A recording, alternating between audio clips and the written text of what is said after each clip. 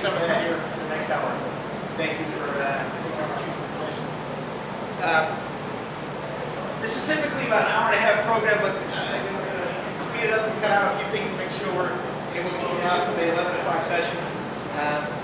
Talking a little bit about Christy Mathewson, but also who, from your perspective, is a modern day ball player, even though his last game was 100 years ago this season. So why not just get rolling here? My name is Greg Pierce, and I live in St. Charles. For about the last 5 years, I've been fascinated by vintage baseball, but my schedule and my young children have interfered for me getting involved. So this is the summer I hope to do it, and I was really excited to have this opportunity to come and not only meet some of you guys that are playing and participating, but just to be here in this beautiful old time facility. So yeah, Christy Mathewson, one of the first 5 Hall of Fame class, and won 373 games. So many of his records still stand as of today. And we're going to talk about his life in reverse. It has a happy ending. So I want to take it back to 1925. It's October 7th. You've got a ticket to the World Series. It's the Pittsburgh Pirates and the Washington Senators. And you're there for game 1 in Forbes Field. Forbes Field, one of 3 ballparks at the time that had their flag in fair territory. And they built a little barrier around it in the outfield, so you wouldn't run into the foul pole or the flag pole, but you would run into the barrier. I love research on some of those old time stadiums. So you've got a ticket for that ball game. It's the 5th inning, and Pie Traynor has hit a home run for Washington. They go up 1-0, and I'm sorry, for Pittsburgh, off of Walter Johnson, and the crowd is excited. But in the press box, they received word that Christy Mathewson has passed away, and it cast a pall not only over that World Series but all over America. I think there's a real good case to be made that when Christy Mathewson died, he was the most popular American to that point in our history, outside of founding fathers and presidents, to have died. So many of the pop culture icons of that era were still alive. Whether it's Houdini or the Wright brothers or Henry Ford, and there was no movie industry and there was no TV industry, and so in terms of a pop icon and a cultural touchstone, it was Christy Mathewson. He was revered. He was a hero among men, women, boys, and young girls. Written about in poetry books and newspapers, and he was in movies. He endorsed products. Everybody knew Christy Mathewson, and when they found out that he passed away at the age of 45, it sort of now changed the series. But America wasn't really quite sure how to react. The next game, the players came out of the field. They wore black armbands. Calvin Coolidge, the president, was there at the game in Washington, and they had a moment of silence. The fans broke out into spontaneous song of "Nearer My Heart to Thee," singing it as an ode to Christy Mathewson. Players, there's Pie Traynor wearing his black armband, and Goose Goslin, and so the world had lost its biggest hero at that point in October of 1925. Now, a year after that, they had a memorial game. He was such a beloved player, and this is before Medicare, before Social Security, pensions. They had the New York Giants hosted a benefit game to raise money for his wife Jane and their 18-year-old son Christy Jr. And they raised money for them. They actually raised $45,000 for the family so that they could sustain a standard living, which in those days was quite a bit of money. Now, I want to talk a little bit about one other death, and this happened significantly before Christy Mathewson's, but it had such an impact on baseball and the way we do it back in the dead ball era and today.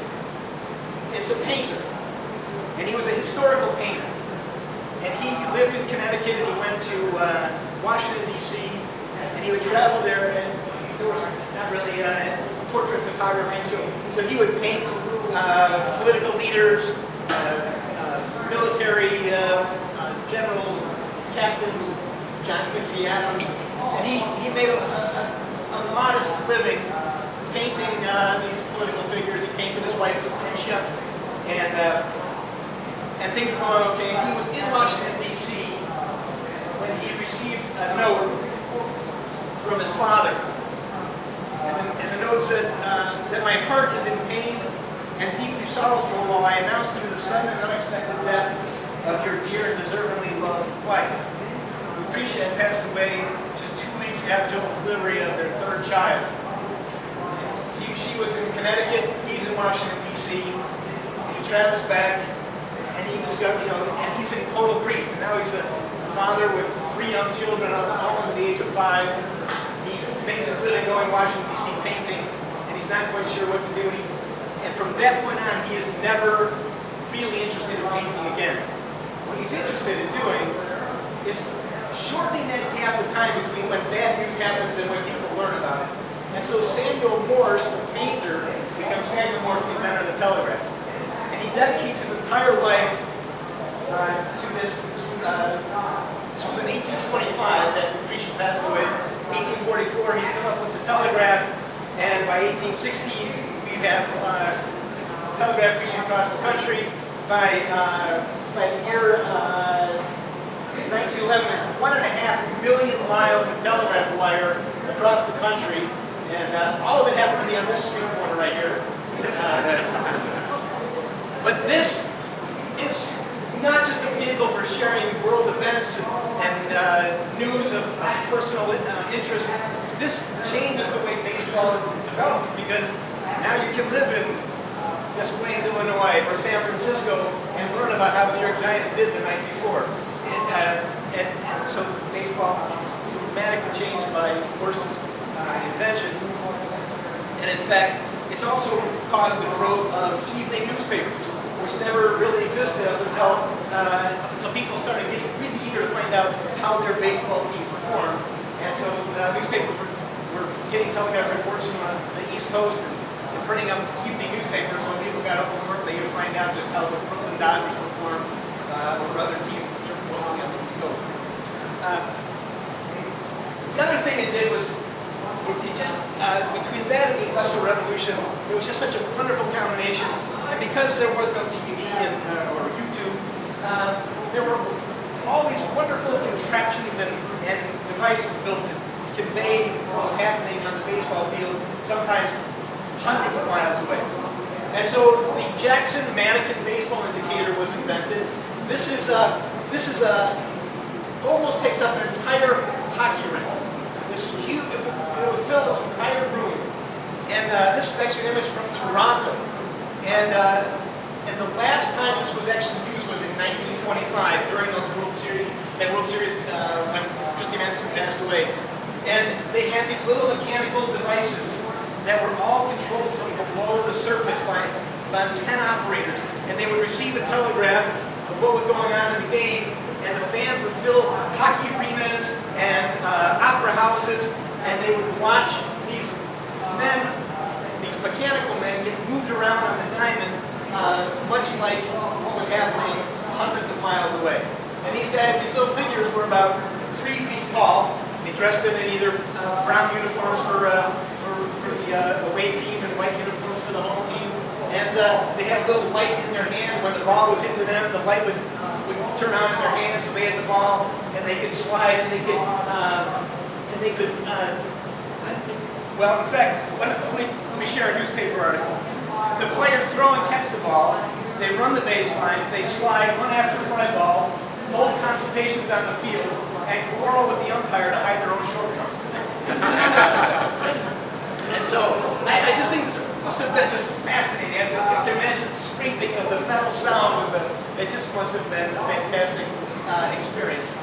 The last time there's any recorded incident of this Jackson baseball mannequin indicator being used was in 1925. And a lot of that had to do, or almost all of it had to do with the fact that it was completely wiped out by rape. By that point, do any of those mannequins still exist anywhere? I have researched and looked at, gone to the library. I have great fanciful plans of looking at those pad drawings and fabricating a couple of them for demonstration purposes.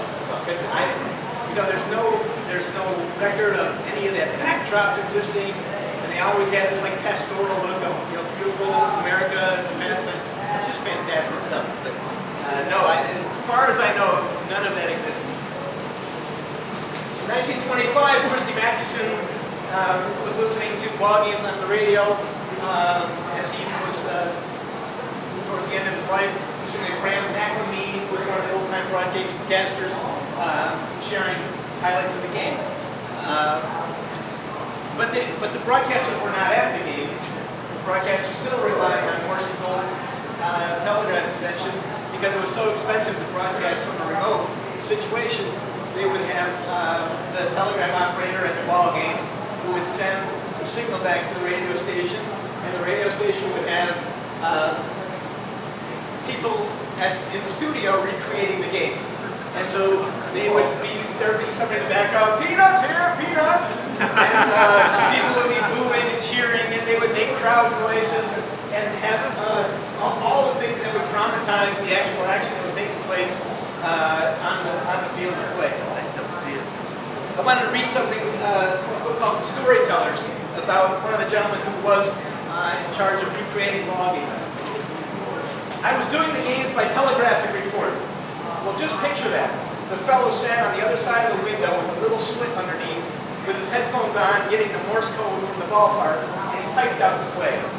And the paper would come through to me saying something like S1C, and that meant strike one on the corner. But you're not going to sell Wheaties yelling S1C, so I would say, so-and-so comes out of the windup, here comes the pitch, and it's called a strike, breaking over the outside corner to a batter who sometimes likes the ball a little higher. But one day I saw him start to type. So I started another ball toward the plate, and then I saw him shaking his head, and I thought it was a miraculous play. But when the slip came through, it said, "The wire has gone dead." Then I remembered the one thing that doesn't get in the scorebook, a foul ball. And I knew I was on my own, so I described kids in a fight over the foul ball, and then the batter, Billy Jurgis, fouled one to left and just missed being a home run. And about 6 minutes and 45 seconds later, I had set a world record for someone standing at the plate. I was beginning to sweat. When he handed me the slip, I started to giggle, and I could hardly get it out. Jurgis popped out on the first ball pitched. Now that broadcaster happened to be none other than Ronald Reagan. His first job in Des Moines, Iowa was broadcasting Cubs games. And back then there was no restriction on how many radio stations could carry a game. There could be 5 different radio stations, all with their own telegraph operator, and so it was very important not to say the wire's gone dead because someone would just turn it over to a different broadcast. So it was a lot of acting that went into it that probably led him well into his post-baseball announcing careers as they turned out to be. So Christy Mathewson had passed away in 1925. In the period between and I mentioned we're kind of running the bases backwards here in terms of his life, kind of starting with the Grimm and working our way towards his heroic baseball early days. He was diagnosed with tuberculosis after World War I, and from 1921 through 1920 through 1925, he spent most of his life living in cure cottages, which was this big industry to help with people who had tuberculosis, where there were certain parts of the country that had just the right atmosphere and the right air quality that helped prolong the life of tuberculosis sufferers. And for Christy Mathewson, he was in Saranac, New York. And there was this beautiful community up in the Adirondacks, and the community, well, they had all kinds of press releases. People always wanted to know, how's Christy doing? And so there were newspaper articles about his health, how just like he would fan baseball players, he was going to fan death, he was going to beat the white plague of tuberculosis. And so there's a lot of optimism that after 4 years, he was going to be okay, because he was actually, his doctor when he was first diagnosed thought he was going to live about 6 weeks. So here he was 4 and 5 years after this diagnosis, still being part of society, but kind of confined for the most part to Saranac, New York. He had moments of health where he was robust, and he actually was the president of the Boston Braves for a brief period of time, and he went to ball games, and he gained weight, and he looked like a healthy 40-something-year-old man. But a lot of the times he was confined to a lot of coughing and great weight loss. But he lived in Saranac. Now, Saranac, New York was this hotbed for people of note who were suffering from tuberculosis. And so Saranac had become this remarkable community of architects, vaudeville entertainers, bankers, executives, performers, all in this little town. And they had this wonderful, vibrant community of all these people who were essentially sentenced to die a terrible death. But they had money, and they had all this talent, all in this town. And the homes themselves were beautiful. This was the cottage that Christy Mathewson lived in for the last few years. They still call it Mathewson Cottage. And family members who couldn't afford to live in these big cottages, but also were suffering from tuberculosis. Their family often lived in smaller places and then helped work at the bigger places to take care of some of the more noteworthy sufferers of TB. And so during that time, he wasn't just an invalid. Christy Mathewson invented a game, the Big Six game. That was his nickname as a ball player, named after a New York fire engine that they said could put out the biggest fires, just like, and that Christy was named after him. And he invented this game, which I would also love to get my hands on like that. But I saw one on an online auction, and it was about $11,000, and I was a little rich for where I could. But I'd love to just see how it all plays out. So he invented that game during the last couple of years of his life, and it was be advertised in Boys Life magazine and all kinds of outlets like that. He was the first spokesman for Easter Seals when they were raising money for tuberculosis research, as one of the most famous Americans of all time. And he would answer fan mail. He said that fan mail would come to him and all it would just say was Matt. And it would go to Saranac, New York, and be delivered to his home. And they had other tribute games played to help raise money for his family. And he also had a chance to play checkers with his father. He had a notorious competitive drive, even though he was considered by all means, he was called the Christian gentleman, a very peaceful guy, didn't really swear much, didn't drink much, did smoke a pipe, but he was really competitive. And he once beat the world champion checkers player, and in fact he would often take on 9 or 10 teammates at a time playing checkers while blindfolded. And they would just tell him where the other player moved their piece, and he would play 10 games at a time while blindfolded, and he won virtually every time. And his father, Gilbert, was a Civil War veteran, so in his final years he had a chance to play checkers with Gilbert Mathewson as well. Now, Christy Mathewson's first year outside of organized baseball, not a player, not a coach.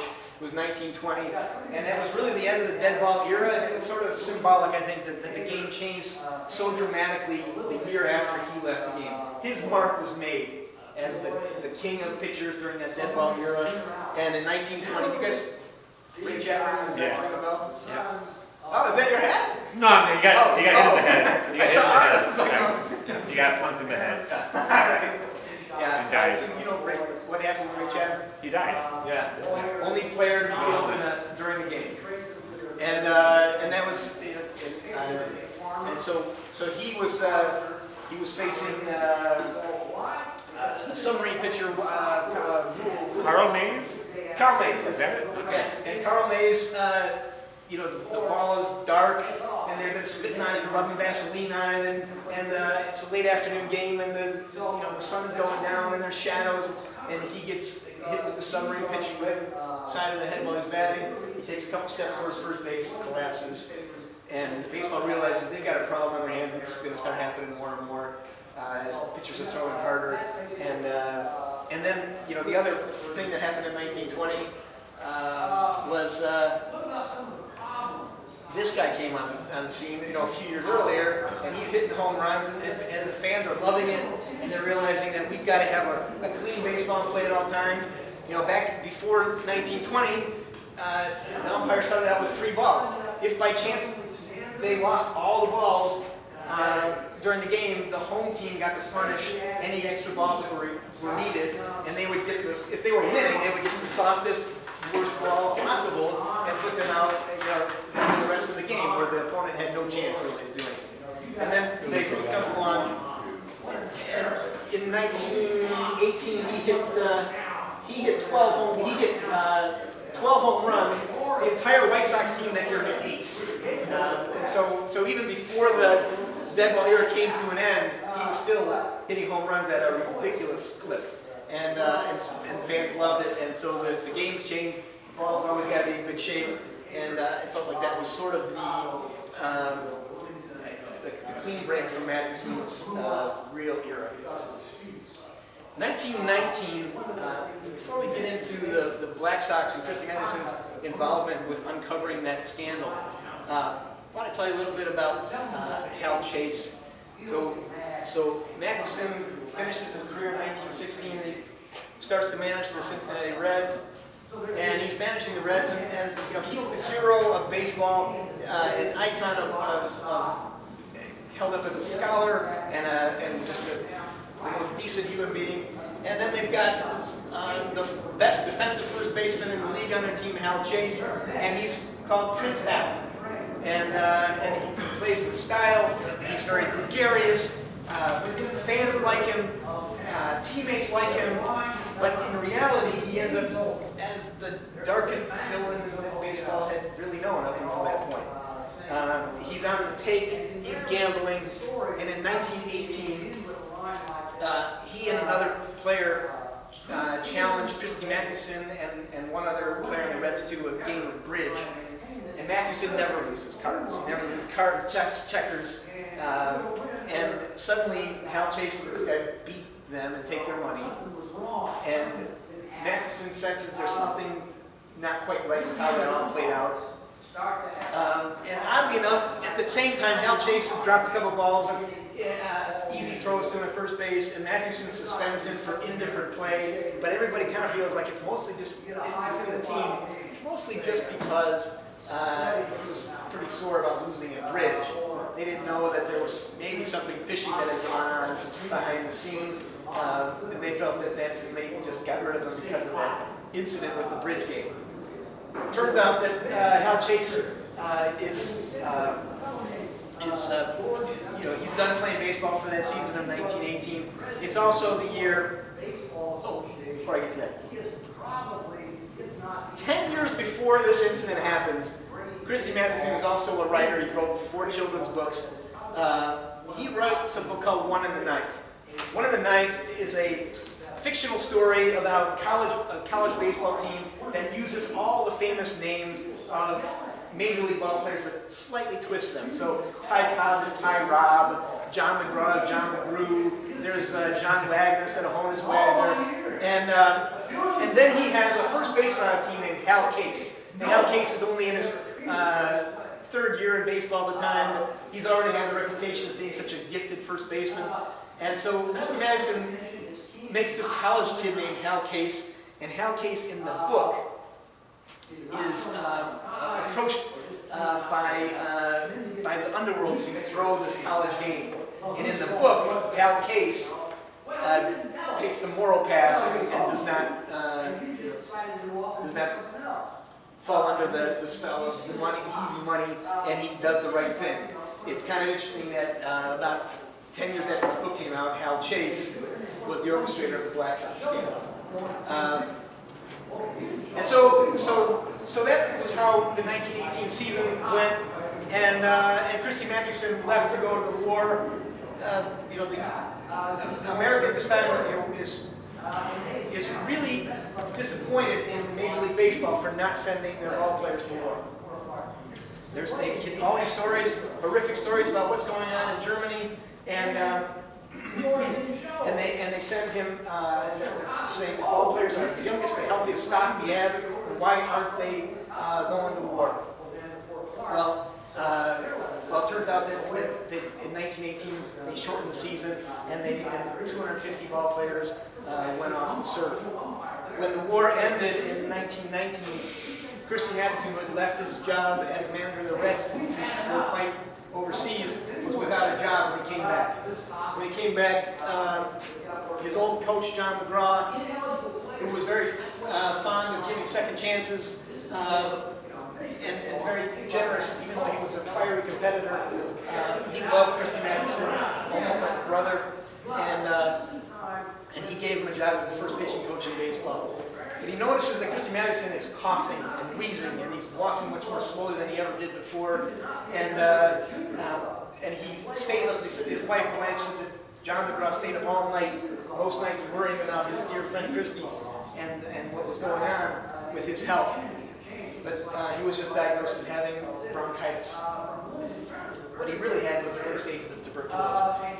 And so Christy Mathewson is working with the young players, but John McGraw, who was this fiery competitor and also a man who always was willing to give a second chance, he also decided that he was going to give, during the offseason, another player a second chance, and it was Hal Chase. And so Christy Mathewson comes back as the pitching coach for the Giants and realizes that his old nemesis, Hal Chase, is on the team. John McGraw says, we're not going to have an issue here. Although in spring training of that season, a player was batting during the practice. He lost control of his bat and flung through the air and hit Christy Mathewson in the abdomen and knocked him over. All the players on the team ran over to see how Christy was doing. The only person who never left his spot was Hal Chase standing at first base, unconcerned about Christy's health.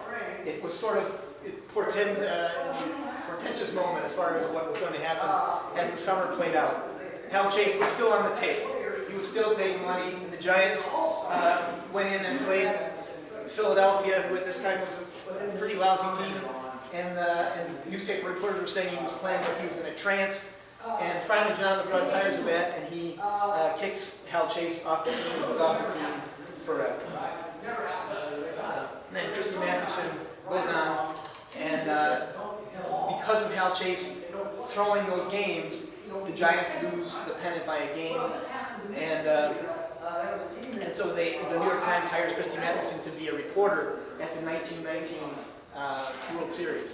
And so he goes to Cincinnati to report on this game one between the Reds and the White Sox, and he gets to the hotel lobby at the DeSoto Hotel, and he notices that Hal Chase, who had been kicked out of baseball, was there in the hotel lobby having a meeting with the White Sox players. And Christy Mathewson tells a couple of other reporters that this series is over before the first pitch has even been thrown. And so one of the reporters tells Christy Mathewson, who has the most keen eye for the game, that while he's keeping score during the game, just circle all the plays you think are somewhat suspect. And the scorebook is filled with these notations of Christy Mathewson that this isn't right, this isn't right, this isn't right. And that's what triggers all of the investigations that leads to the banning of 8 White Sox players and the plot to buy the World Series, where Hal Chase is named as the ringleader behind one of the darkest moments in our game's history. So I mentioned he had just come back from World War I, and we're working our way backwards. He was 37 years old at the time, well past when the age when he would have needed to serve, but he felt it was his duty. And so in addition to being an author and an inventor and a scholar at Bucknell University and a All-American football player who was called the greatest football player of his generation, a starting center on a basketball team, all 6'1" of him as a starting center, and the Hall of Fame baseball player. He felt like the one missing piece was he wasn't a veteran, and so he signed up, enlisted to serve in the war. And this was a situation where baseball was still just kind of playing before we went to the war, and I mentioned that America was wondering why we're not doing anything, because they're hearing about the Germans and the mustard gas that are killing hundreds of thousands of people, and the chemical warfare that's taking place all across Europe, And finally, Woodrow Wilson, who started spring training that year by saying that baseball was going to continue because it was good for the country's morale, and they had fundraisers like Christy Mathewson was there with the Red Cross. They were sending money that baseball raised. But finally, Woodrow Wilson, by May of that season, reversed course and said, we're going to go fight the war. So that's when the season was shorted, and Hal Chase had been suspended, and Christy Mathewson quit his job as a Reds manager, and he went to France. And he went there with, this was his wife Jane, right before he left. And Christy Mathewson enlisted in the Chemical Warfare Gas and Flame Division, which included not only Christy Mathewson, but Branch Rickey, who went on to break the color barrier by signing Jackie Robinson. George Sisler, the Hall of Fame first baseman, was part of that division, as well as Ty Cobb. So imagine sending some of the greatest athletes in American today to the worst possible position in Afghanistan they could be in, and that's kind of what these guys were facing. And so they go off for training in France, and they're there to combat mustard gas, and not only to defend against attacks, but also to return warfare back towards those that they're trying to incinerate the Allies. And so they had these crude gas masks. By the way, mustard gas will burn through any skin that is exposed, and you'll notice that all these soldiers are not even wearing gloves.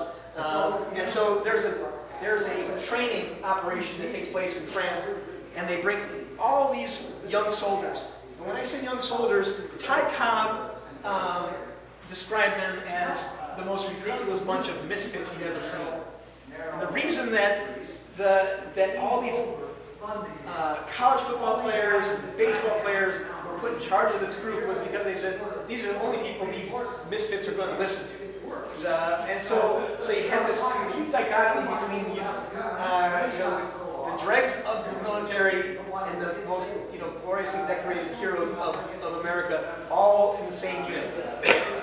And so they bring them into this containment, and they've gone through the exercise of getting the gas mask on in case of release of poison, and then without warning, they release mustard gas into this containment during this training exercise. The story has it that Christy Mathewson was making sure that some of these other soldiers had gotten their mask on and didn't get his on in time. And when he came out coughing and spluttering, he told Ty Cobb that he got a good dose of it. And Ty Cobb said that he saw Maddie doomed to die that very moment, because he had ingested so much of the mustard gas at that point. And so he was off in the hospital. Christy Mathewson was in the hospital in France when the war came to an end. And so the war is over, and Christy Mathewson comes back, and that's when he didn't have a job. And there's a lot of, the story is that this is where it all happened, where his decline all happened. The reality is that probably is mostly true. But Christy Mathewson's brother Henry had died of tuberculosis about 2 years earlier, and Christy Mathewson was with his brother when he died and when he was sick, and I feel like perhaps some of that might have been in his system already, and then that mustard gas just exacerbated any of the symptoms that he had. And when he came back, he was essentially a 39-year-old old man by that point. And he was essentially doomed to die. I don't know if you caught the trivia question earlier. Henry Mathewson played Major League Baseball, pitched for the New York Giants with his older brother Christy. And together, the brothers won 373 games. Christy won all of those. And Henry had a career record of 0 wins and 1 loss. In 17 total appearances. And then, so Christy Mathewson is an American icon, an American hero. The sports writers of the day certainly embellished anything to not only make the game more glorious, but to make the characters who played it that much more interesting. But there's no personal accounts, whether it's in the book, The Glory of Their Times, or any other account that would indicate that Christy Mathewson was anything but a decent gentleman. And so there were, he was everywhere. He was on Cracker Jack and books and all that. But I want to tell you a little bit about some of those glory years that helped develop that heroic status that he achieved. The Giants were in 3 consecutive World Series, 1911, 1912, 1913. They lost all 3 of those World Series, by the way, but it was not necessarily due to Christy Mathewson. During those 3 years, he pitched 7 complete games. He had 1 shutout and his earned run average was 1.6. 1911 was against the Philadelphia Athletics. This is the Frank Home Run Baker World Series, where Frank Baker, who never hit more than 12 home runs in a season, picked up the nickname Home Run because he not only hit a game-winning home run off of Christy Mathewson in Game 1, he hit one off of another Hall of Fame pitcher, Lou Marquardt, the next day to win a game. And so the Philadelphia Athletics and Frank Home Run Baker helped dislodge the Giants from their chance of winning the World Series that year. 1912 was the Boston Red Sox, and this was the year of the Fred Snodgrass muff.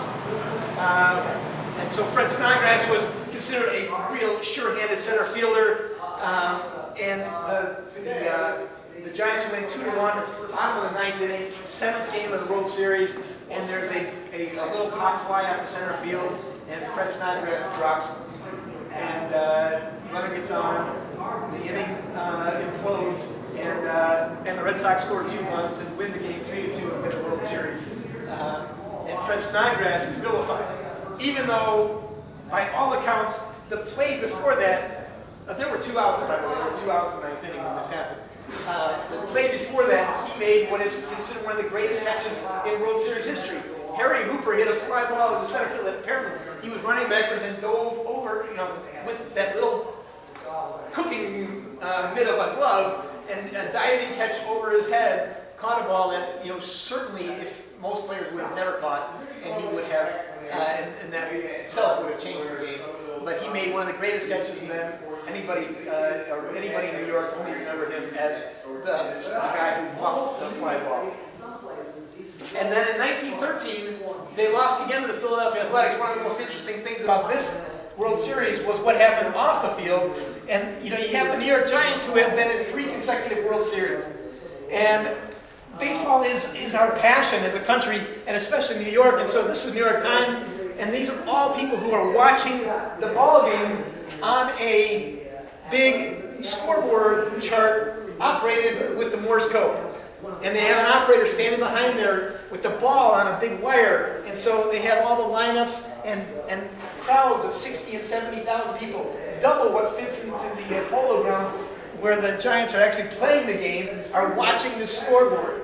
And they're completely filling the streets, and it's driving some of the retailers crazy because for the 3rd consecutive year they've had to put up with these crowds who are keeping their normal customers from getting in the store. And so a little jewelry store called Shaw's Jewelry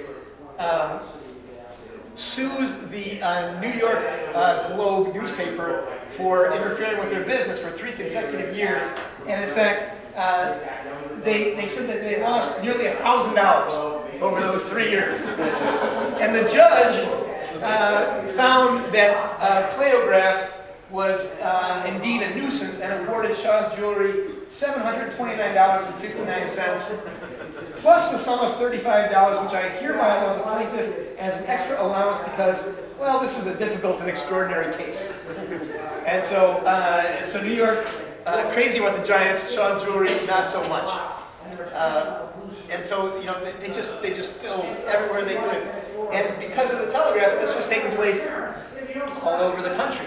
In front of newspaper offices, they erected these Playograph machines. It was perhaps the most crazy season in baseball history, and certainly the Giants were right in the middle of it. This was the year that Take Me Out to the Ball Game was written. It's a year when first base is stolen. Germany Schaefer, who was on first base,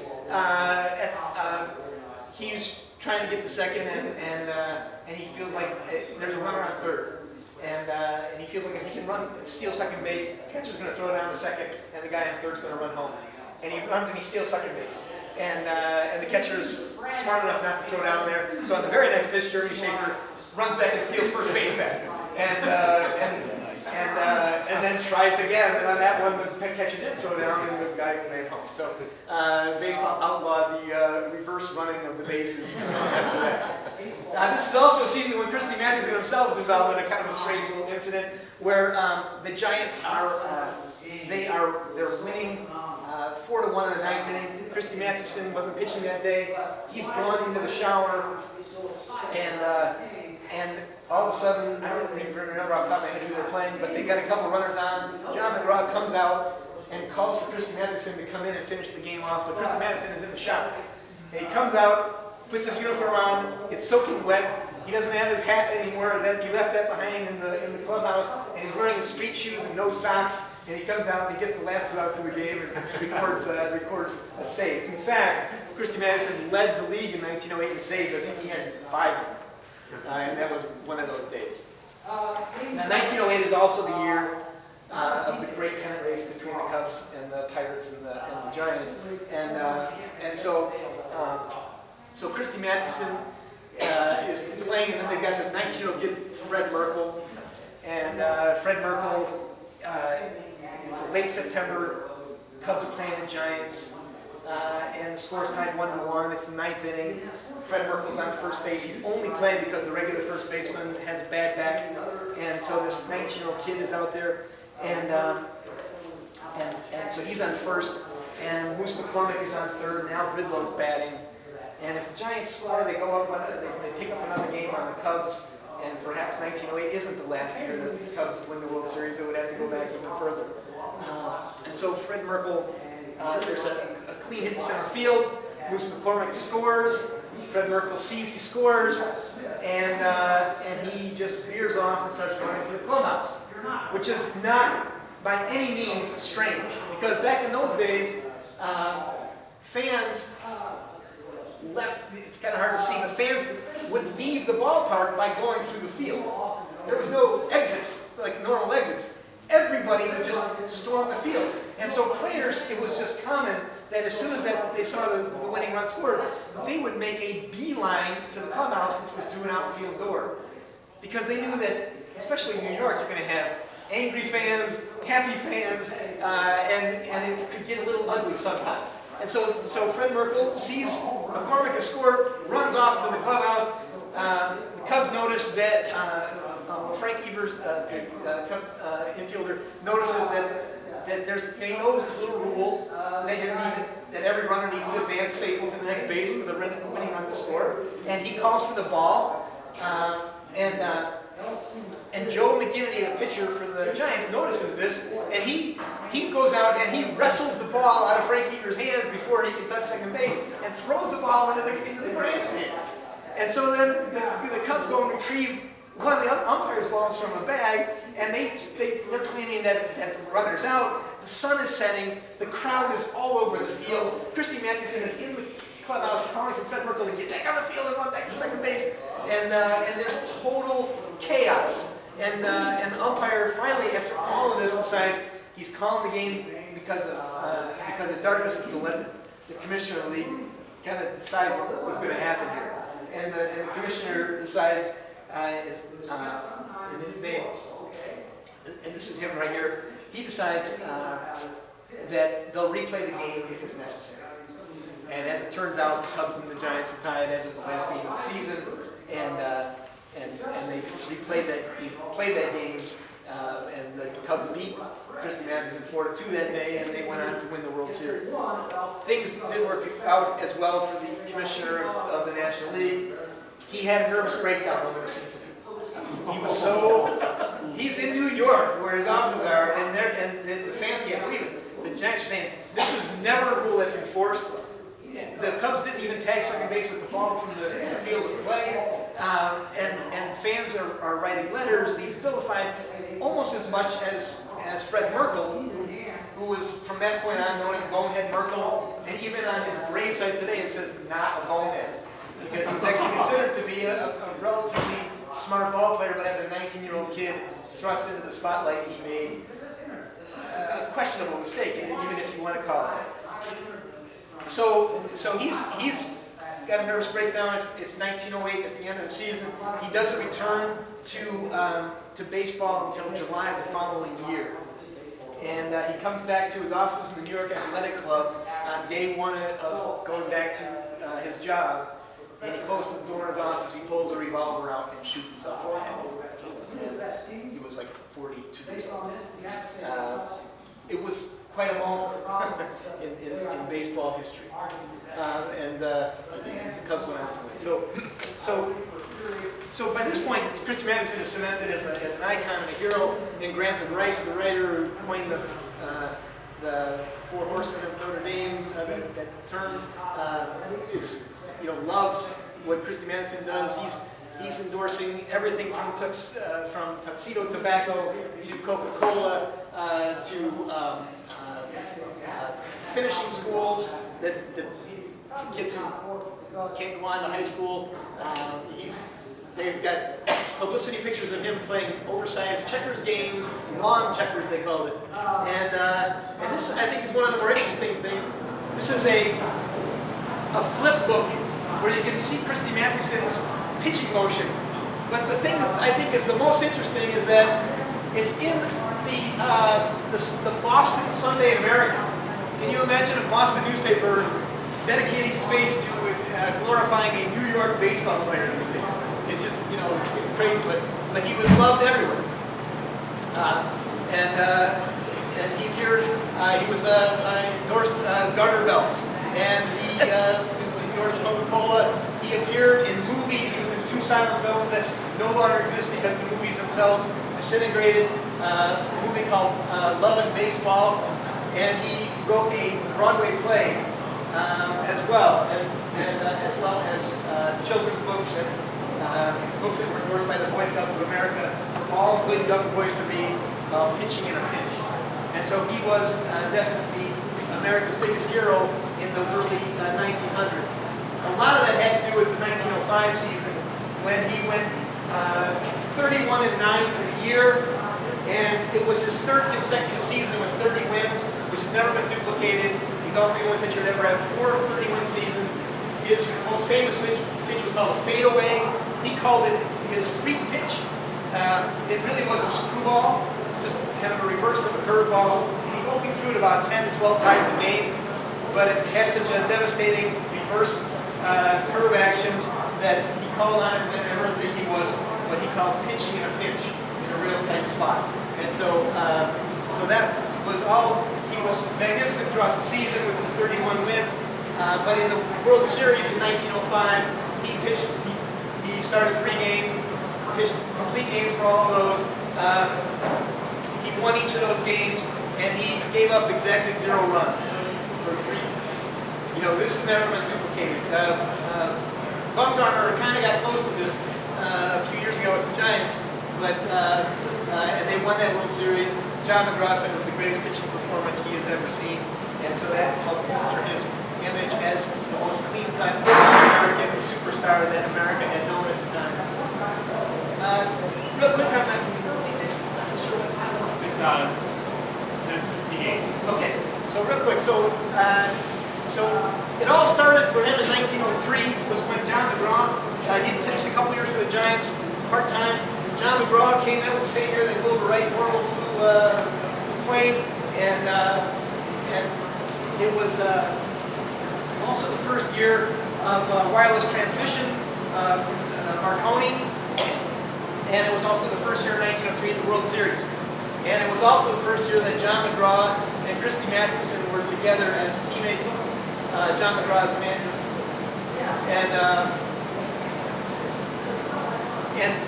And so John McGraw had just gotten married to a woman named Blanche, and Christy Mathewson had just gotten married to a woman named Jane. In spring training of that year, Christy Mathewson, ever the romantic, decided they would kind of take their honeymoon by going to spring training in South Carolina. And so this was a very unusual thing for a ball player to bring his wife to spring training. And Blanche McGraw was there as well. And Blanche McGraw was sitting in the hotel lobby noticing this Sunday school teacher, Jane Mathewson, very dowdy. And she said in her autobiography that we sat in the lobby for hours, days it seemed, each staring when the other wasn't looking. She had gray eyes and dark brown hair and was dressed rather nicely. This was not a catty reaction. It seemed fitting for someone who came from a somewhat straight-laced family. She was a Sunday school teacher, which also made her suspect. And while this great dissertation was going on in my youthful head, the object of my mental meandering was doing a good job on me from across the lobby. I wore a new dress that was generously sprinkled with sequins and the very latest thing in New York. And on my left hand was a dazzling engagement ring reflecting my husband's pride and affection. And for her, she actually thought only a hussy would wear a ring like that. And thus began a lifelong friendship with James Scout Mathewson, Christy's bride of a few weeks, and soon we were shopping together and laughing at our mutual suspicions. And while the men were practicing, we would stroll down Bull Street in Forsyth Park, where the early spring azaleas were budding and all of life seemed green and new and full of hope. And so the four became remarkably good friends. And when they went back to New York, they actually shared an apartment together, $50 a month. And because Christy was a newlywed, they didn't have much money, and so John McGraw paid for rent, and Christy Mathewson paid for the food, and they ended up living side by side in a duplex for years to come, up until Christy Mathewson became ill and had to go to Saranac, New York. Now, 1903 New York is a total symbolic of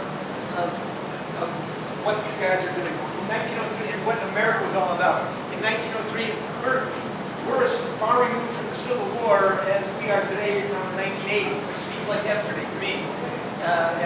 You had Civil War veterans. In New York City itself, there were still wild goats on Manhattan Island, but it had the world's largest hotel. There were only a few thousand cars, but it also had the world's tallest building, which was the Park Row building, 29 stories.